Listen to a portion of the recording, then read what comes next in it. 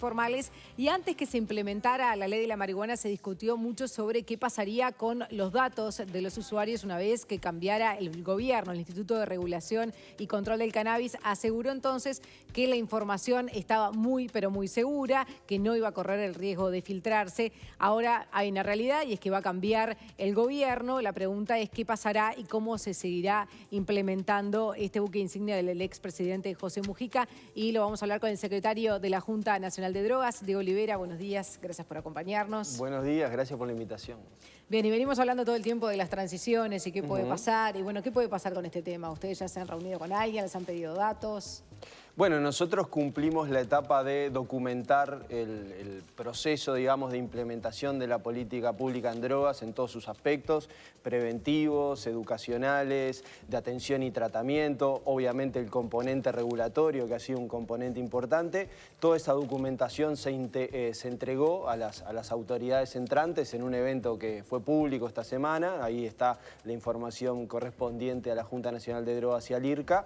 Y está ya en proceso en Presidencia de la República, hasta antes, un poquito antes que en los ministerios, el intercambio directo entre autoridades, ¿no? Con el futuro prosecretario y futuro secretario de la Presidencia, que de alguna manera, mientras la Junta Nacional de Drogas esté ubicada en la estructura de Presidencia, como ha sido ya tradición desde la década de los 80, son las autoridades públicas de mayor jerarquía en lo que es la política pública en drogas. Luego, ¿qué va a hacer la nueva administración? Ahí ya no puedo opinar más allá de lo que hemos visto públicamente. El compromiso de no alterar la agenda de derechos desde el punto de vista legislativo, es decir, no habría derogación. Ese es el compromiso asumido, todos lo conocemos. La ley sobre el mercado de cannabis integra claramente lo que se conoce como agenda de nuevos derechos, y las declaraciones que hemos escuchado, incluyendo las del propio ministro o futuro ministro de Salud Pública, que hasta ha utilizado, digamos, o ha estado en vinculación con la medicina canábica en su ejercicio profesional y demás. Por lo tanto, creo que hay consolidación de la política como para que puedan haber ajustes, pero hay componentes muy consolidados. Diego, en el semanario de búsqueda de hoy se menciona que para la policía, ellos citan a fuentes policiales, el efecto de la regulación de la marihuana sobre el narcotráfico es mínimo porque el negocio aún es rentable para ellos. Bueno, lo estuve viendo, es una nota interesante, tiene el problema de basarse exclusivamente en fuentes y no en datos, y entonces me resulta difícil polemizar porque tampoco sé de qué nivel jerárquico son esas fuentes, qué inserción tienen en la operativa en el combate con el narcotráfico. Nosotros ayer presentamos datos que tienen un origen, digamos, metodológico, científico, en series estadísticas que se arrastran de mucho tiempo atrás. Logramos compilar datos provenientes de la justicia, de la policía y entrevistas en profundidad tanto a narcotraficantes como a funcionarios o a policías dedicados al combate al narcotráfico, y mostramos algunas conclusiones. Bueno, esto que trae búsqueda hoy es un elemento más. ¿Pero vos considerás que es mínimo ese repliegue del narcotráfico, del mercado ilegal? No, para nada. Esos números, porque los números los pueden tener bien claros, pero capaz que son mínimos y se aspiraba a más. Bueno, alguna limitación hay y eso es parte de la implementación, y ya lo hemos hablado inclusive en esta mesa con respecto al desfasaje entre oferta y demanda, y que eso no ha permitido que el traspaso de consumidores del mercado ilícito al mercado legal se diera con todo el impacto que hubiésemos querido. Siempre estamos hablando del mercado de la marihuana. Exactamente. O sea, el narcotráfico, pero en relación al mercado de la marihuana.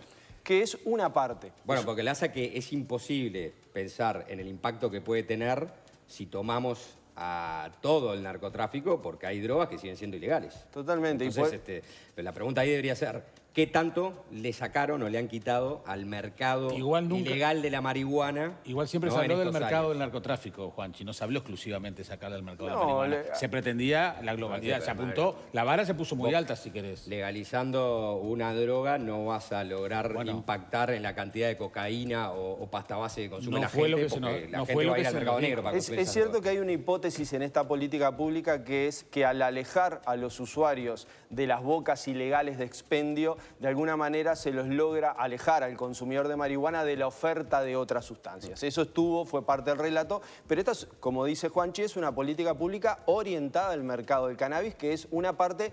Y no es precisamente la parte más violenta del narcotráfico, es decir, ni eventualmente la que genera mayores ingresos, que va más atada al tránsito internacional de la cocaína. Es ahí donde el mercado interno de consumo en Uruguay, como de cualquier otro bien, no es lo suficientemente significativo para impactar tan fuertemente ese nivel. Para que la gente entienda, ¿no? Dentro de las series estadísticas que presentaron, ¿qué es lo más relevante? Por ejemplo, yo leí alguna de que aumentó el consumo de cannabis, la edad de ingreso al consumo ahora se postergó un poco, ¿no? Es una edad un poco más avanzada.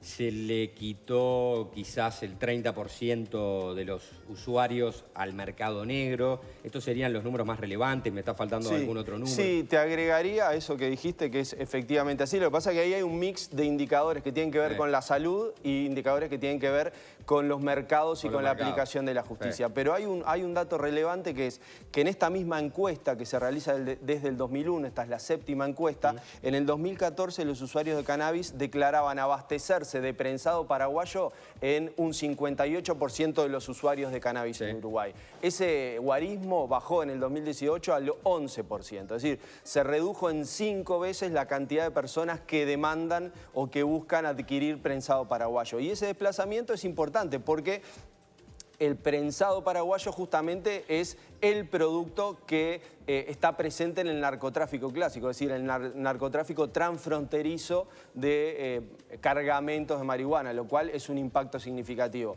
Lo otro que señalamos... En cuanto al consumo En cuanto al consumo, el retraso de la edad de inicio es importante. Hay otro aspecto muy relevante porque estuvo muy presente en el debate público. Pienso, por ejemplo, en Julio María Sanguinetti insistiendo mucho en esto, que es la percepción del riesgo. Es decir, cuántas personas, no ya los consumidores, sino toda la sociedad, consideran que es riesgoso consumir cannabis. Y ese valor se recuperó en 2 o 3 puntos porcentuales. Es decir, que en el marco del mayor despliegue del mercado regulado legal de cannabis, la sociedad uruguaya empieza a considerar o empieza a ver al cannabis como una sustancia un poco más riesgosa que lo consideraba antes. O sea que esto quizás es contraintuitivo porque se decía mucho, ¿qué pasa? Que hicieron pocas campañas, ¿no? Eso era algo, bueno, aquí mismo lo hablamos, y ahí tenemos recuperación de la sensibilidad o de la opinión pública con respecto al riesgo sobre cannabis. Y otro dato importante, entre el 2016 y el 2018, la cantidad de estudiantes de enseñanza media que consumieron cannabis se mantuvo estable. Se mantuvo estable, es decir, no se incrementó, si bien se venía incrementando en las últimas encuestas previas al 2016. Que es otro de los efectos, que en general cuando se polemiza sobre mercados legales de cannabis, se dice, bueno, ¿qué mensaje se le está dando a los adolescentes? Si es legal, quizás el mensaje que se les puede estar dando es que no hace tan mal y por lo tanto los adolescentes consuman más. Bueno, en Uruguay esta es una tendencia que hay que ratificar a futuro, pero la cantidad de adolescentes consumiendo marihuana se mantuvo estable. Bien, ¿qué porcentaje se consume de marihuana legal? Bueno, ahí nosotros lo que valoramos, de acuerdo a las declaraciones en estas encuestas, es que 1/3 de los consumidores de cannabis se abastecen directamente del mercado legal, ya sea porque están inscriptos y producen en sus hogares, o son partes de un club de membresía, o adquieren en farmacias, o porque acceden a través del uso compartido con personas que acceden a través de alguna de estas 3 vías. Bien, te quería preguntar sobre la evaluación que haces de cómo ha funcionado, porque justamente lo mencionaste, ¿no? Hubo un desfasaje entre la oferta y la demanda. Acá hay varias patas, ¿no? En la industria del cannabis. O sea, está el consumo recreativo, está, por otro lado, el consumo medicinal, la medicina canábica, por supuesto que después con el cáñamo está la otra producción, la producción industrial.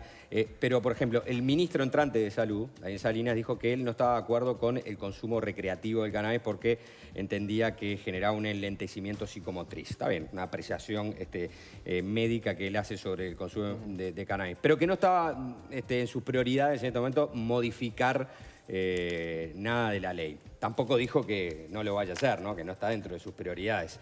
La pregunta es, ¿qué evaluación hacen del funcionamiento de las farmacias? Porque claramente ha tenido un funcionamiento muy irregular, ¿no? O sea, ha tenido un funcionamiento donde la gente terminó haciendo grupo de WhatsApp para ver cuándo había stock, cuándo no, y eso no permitió que hubiera un flujo importante para quienes quieren consumir desde el punto recreativo, y avaló entonces las críticas de quienes están en contra de la venta en las farmacias. ¿Habría que cambiar eso? ¿Habría que mejorarlo? Bueno, una breve mención a la respuesta que da el futuro ministro de Salud Pública, porque le preguntan si está de acuerdo sobre el marco regulatorio y él responde que no está de acuerdo con el consumo. Nosotros, desde el punto de vista de la salud pública, tampoco nos parece que el consumo sea una conducta positiva desde el punto de vista de la salud. Lo que nos parece es que es mejor y reduce los daños y los riesgos asociados tenerlo en el marco de un sistema legal y controlado, como se ha realizado en Uruguay, que los consumidores que siempre han existido y existirán se abastezcan de una sustancia que está mucho más contaminada y que los expone a riesgos personales como es el del narcotráfico. Con respecto a la venta en farmacias, efectivamente, es un mecanismo que desde el punto de vista cualitativo, es decir, todo lo que supone la trazabilidad desde la producción hasta la comercialización en el mostrador de las farmacias, ha funcionado bien y ha estado exento de aquellos problemas que se suponía que podían haber. Por ejemplo, riesgos de seguridad en las farmacias o en los entornos, problemas con respecto a la distribución, problemas con respecto a la calidad del producto, a la inocuidad desde el punto de vista de los contaminantes y más. No ha habido quejas en ese sentido. El problema que tú bien consignás y que nosotros compartimos es el problema de la regularidad del abastecimiento. Por eso la medida que hemos tomado, y ya quedó muy encaminada, digamos, ya se firmaron 3 nuevas licencias, 3 nuevos permisos, en el marco de un llamado, de una licitación que es mucho más exigente, porque el Instituto Regulatorio aprendió mucho de la primera experiencia, entonces las exigencias desde el punto de vista agronómico, contractual, son más garantistas para que nadie de alguna manera tome esto como una actividad especulativa, sino que el objetivo sea producir y dispensar cannabis por las vías... Mejoraría, las futuras licencias mejorarían este aspecto. Exactamente. Bien, Diego Olivera, muchísimas gracias por acompañarnos. Gracias a ustedes por la invitación. Hasta pronto. Tenemos que actualizar hasta ahora los datos.